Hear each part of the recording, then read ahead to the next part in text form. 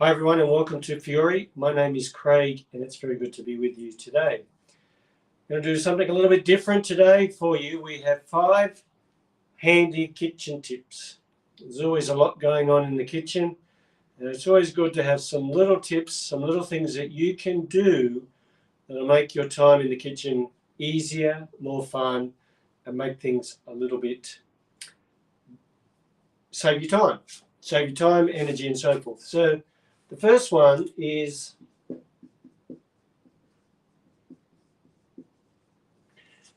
felt pads. If you know, you can get the little felt pads that you stick under your lounge chairs, your armchairs are in the living room, TV, so forth, so that you can move them around and don't scratch the floor.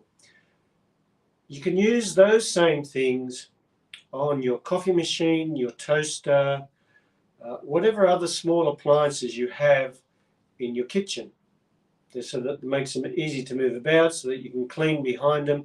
Some of them have so they're not stuck there. So it makes it just a little bit easier, particularly if you've got some things on the kitchen bench that you want to move but don't want to scratch the bench top or keep the bench top looking good, but you've got to clean behind and so forth.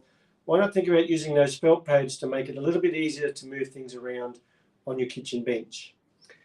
The second one.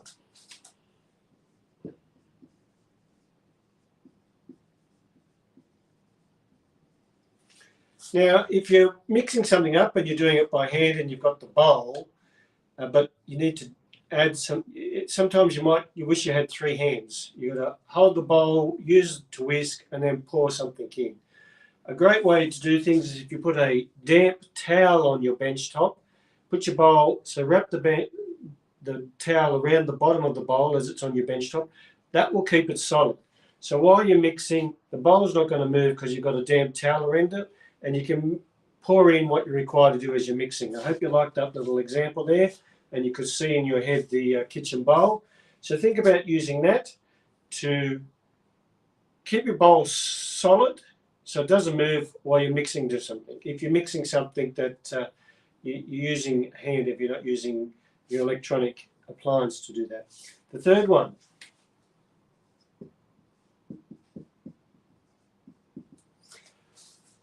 Sometimes when you're cooking bacon or steak or something that could be splattering, we've all seen those guards that you can buy.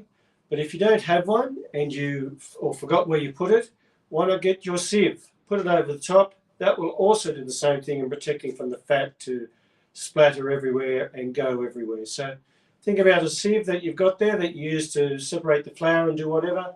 Use that as a way to cover your fry pan if you're cooking something that's got a lot of oil or fat and it's spitting and going everywhere. So think about that. The fourth one.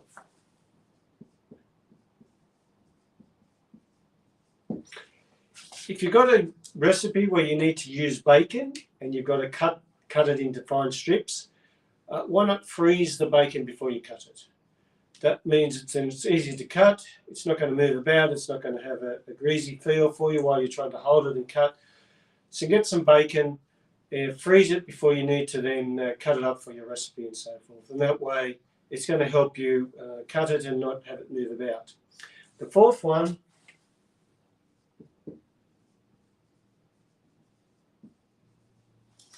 most of us have a scraper at home that we use either to scrape things off, comes with your cooktop, could be a scraper like that, or to clean, to get food off your cooktop, or to get food off the mixing bowl to bring it round. Again, if you're using a cutting board to cut up fruit or to cut up vegetables, you can use a scraper as a quick way then to push that off into the bowl or whatever. So that way it's easy, you're not having to put it down, get your hands and do whatever. Use the scraper, a quick way to then to get the food off the cutting board into your mixing bowl, into whatever your dish you're preparing. So hopefully these are 5 tips that you can utilize at your home. That'll save you some time. It'll make things a little bit easier and make your cooking or the time you spend in your kitchen a little bit more fun. So think about the felt pads, put them underneath the bottom of your coffee machines, toasters, whatever that's on your kitchen bench. Think about the damp towel, put it around the bowl if you've got to mix something up. That's a good way to hold the bowl while you need to pour in something as you're mixing. If you don't have a splatter guard, why not just use a sieve that will protect it and cover your cooking, and so you're not got fat or oil splatting and spitting and going everywhere over your kitchen benchtop or your cooktop. If you're going to have bacon and you need it for a recipe, that you've got to cut it up into thin strips, freeze it first before you need to cut it. That will make it a lot easier for you when you're cutting it. And think about a scraper that you've got either for your cooktop or to remove food from a bowl. Use that on your cutting board if you're cutting up vegetables or fruit or whatever, and need to put them into your fruit salad or into a salad or into some other dish that you're making. So hopefully you found these 5 tips handy. It's been very good to be with you today.